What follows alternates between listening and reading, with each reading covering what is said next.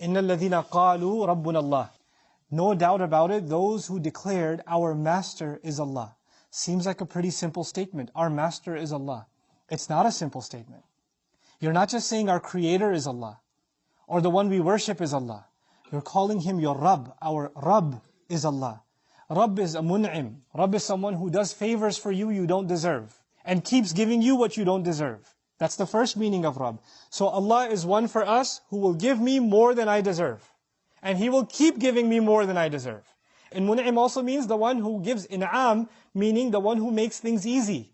He's the one who's going to keep making things easy for me. That's who He is to me. I've declared that when I called Him Rabb, al-mun'im. Wal-murabbi.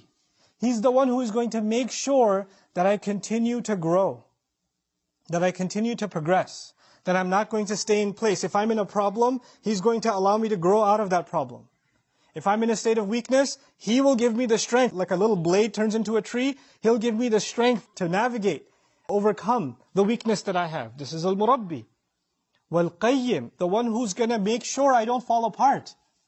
Just because you're ensuring something is growing, doesn't mean you're not taking care of the problem. You know, you can build a building, and you're building more and more floors, but the foundation's falling apart. The whole thing's going to collapse. Allah will hold me in place, take care of me, and not let me collapse. He's my Rabb. Wal-qayyim. Was-sayyid, and He is in charge. He's in charge of what I do. He's taken total authority over me. I'm not in charge anymore. Again, maybe imagery will help you understand this. If you are bad at swimming, and you find yourself in the middle of the ocean, and you're splashing and doing whatever you can, and nothing's helping. Water keeps going up your nose and in your mouth, and nothing seems to be helping, and you're getting exhausted, and until you realize there's someone holding you from underneath. You just need to relax and just let go. And He's just keeping you floating. He's not going to let you drown. When you let go, that's actually Rabbun Allah. Our master is Allah. Whatever struggle, storm I'm going through, He's not going to let me drown. He's holding me in place.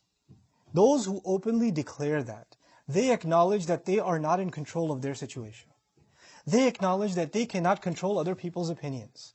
They acknowledge they cannot control what any of the creation of Allah does. Some of you spend your days and nights thinking about how this person is going to harm me. What are they going to say? What are they going to do? What are they going to think?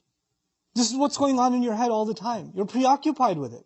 And when you accept Rabbun Allah, you let that go.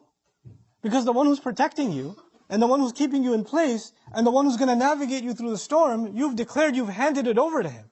You've let go. Rabbun Allah.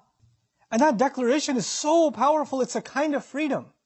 There are so many of us who make so many decisions in our life. As a matter of fact, so many of our emotions in our life are controlled by other people.